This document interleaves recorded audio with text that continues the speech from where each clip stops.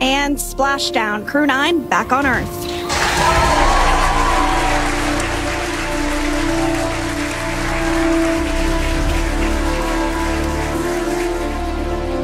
Sunitha Williams తిరిగి వచ్చేసింది.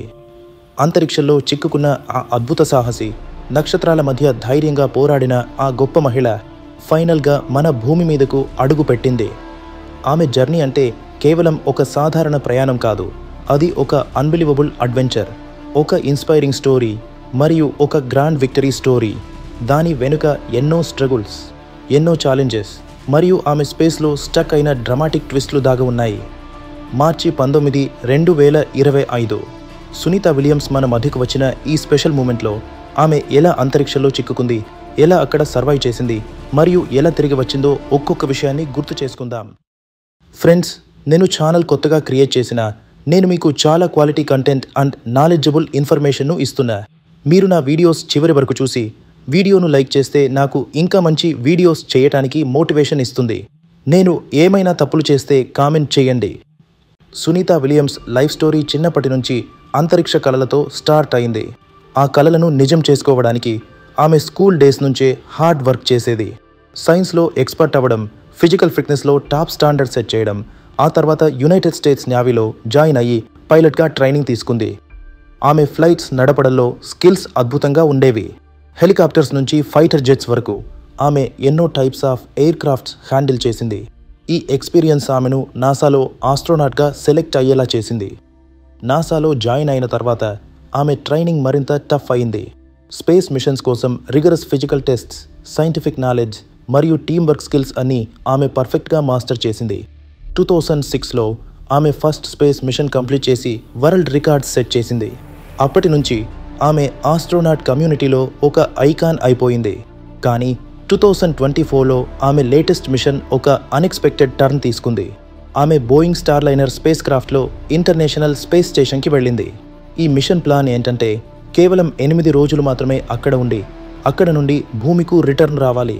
అంటే ఇది ఒక షార్టెస్ట్ ట్రిప్ అన్నమాట. బోయింగ్ స్టార్లైనర్ అనేది నాసాతో కలిసి బోయింగ్ కంపెనీ డిజైన్ చేసిన ఒక న్యూ స్పేస్ క్రాఫ్ట్. దీన్ని ఫస్ట్ టైం యూజ్ చేశారు. ఆమె జూన్ 5, 2024న లాంచ్ అయ్యి ఐఎస్ఎస్కి సక్సెస్ఫుల్గా రీచ్ అయింది. కానీ ఇక్కడే అసలైన డ్రామా స్టార్ట్ అయింది. స్పేస్ క్రాఫ్ట్లో టెక్నికల్ ఇష్యూస్ డిటెక్ట్ అయ్యాయి. హీలియం లీక్స్ అనే గ్యాస్ లీకేజ్ స్టార్ట్ అయింది.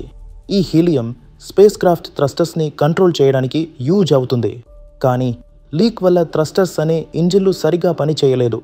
దీనితో ఆమె రిటర్న్ ట్రిప్ డేంజరస్ అని నాసా టీం డిసైడ్ చేసింది. ఈ ప్రాబ్లమ్స్ వల్ల బోయింగ్ స్టార్లైనర్ అన్సేఫ్ అని కన్ఫర్మ్ అయింది.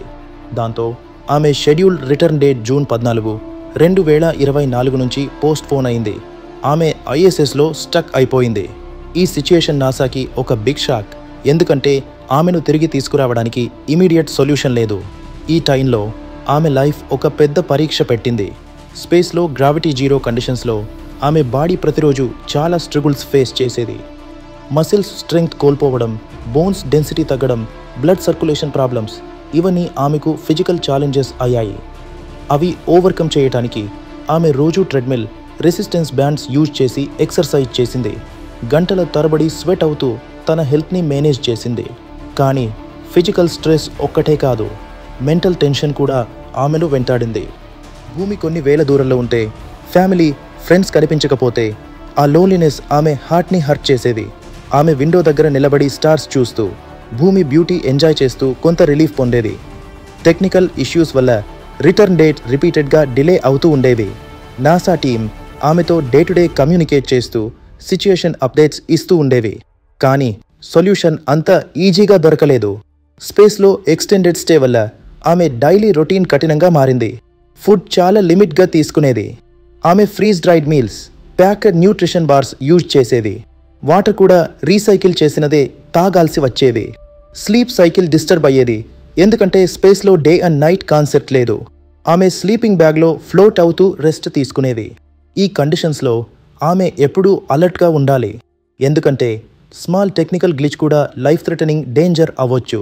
ఆమె ISS equipment maintenance, scientific experiments continue చేస్తూ తన మిషన్ గోల్స్ కంప్లీట్ చేసింది. కానీ ఆమె ఫోకస్ ఎప్పుడూ రిటర్న్ ఆప్షన్ పైనే ఉండేది. నాసా ఇంజనీర్స్ బోయింగ్ స్టార్లైనర్ని ఫిక్స్ చేయడానికి ట్రై చేశారు. కానీ రిస్క్ హై అని ఫైనల్లీ డిసైడ్ చేశారు. ఆ స్పేస్ క్రాఫ్ట్ ఆమెను తీసుకురావడం సేఫ్ కాదని తేలింది. దాంతో ఆమె ISSలో ఎక్స్ట్రా మంత్స్ స్పెండ్ చేయాల్సి వచ్చింది. ఆమె స్టే అన్ఎక్స్పెక్టెడ్గా జూన్ నుంచి మార్చి 2025 వరకు స్ట్రెచ్ అయింది. ఈ టైంలో ఆమె హోప్ వదలలేదు. ఆమె పాజిటివ్ యాటిట్యూడ్తో డే టు డే సర్వైవ్ చేసింది. ఆమె ఫెలో ఆస్ట్రోనాట్స్తో టీం వర్క్ చేస్తూ నాసా గ్రౌండ్ కంట్రోల్తో కమ్యూనికేషన్ మెయింటైన్ చేస్తూ ఎవ్రీ సిచ్యుయేషన్ని హ్యాండిల్ చేసింది. ఇప్పుడు ఆమె రిటర్న్ ఎలా సాధ్యం అయిందంటే బోయింగ్ స్టార్లైనర్ ఫెయిల్ అయిన తర్వాత నాసా ఒక ఆల్టర్నేటివ్ ప్లాన్ రెడీ చేసింది. SpaceX డ్రాగన్ అనే అనదర్ స్పేస్ క్రాఫ్ట్ని యూజ్ చేయాలని డిసైడ్ చేశారు. ఈ SpaceX డ్రాగన్ ఒక ట్రస్టెడ్ అండ్ రిలయబుల్ వెహికల్. గతంలో ఎన్నో స్పేస్ మిషన్స్ సక్సెస్ఫుల్గా కంప్లీట్ చేసింది. దీన్ని ISSకి లాంచ్ చేసి సునీత విలియమ్స్ని రెస్క్యూ చేయడానికి ప్లాన్ సెట్ చేశారు. SpaceX డ్రాగన్ మార్చ్ 16, 2025లో ISSకి డాక్ అయింది. సునీత విలియమ్స్ మరియు ఆమె టీమ్మేట్ బుచ్ విల్మోర్ ఈ క్రాఫ్ట్లో ఎంటర్ అయ్యారు. స్పేస్ క్రాఫ్ట్ ISS నుంచి అండాక్ అయ్యి భూమి ఆర్బిట్లోకి రీఎంటర్ అయింది. ఈ ప్రాసెస్లో ఆమె spacecraft thousands of degrees హీట్ని ఫేస్ చేసింది.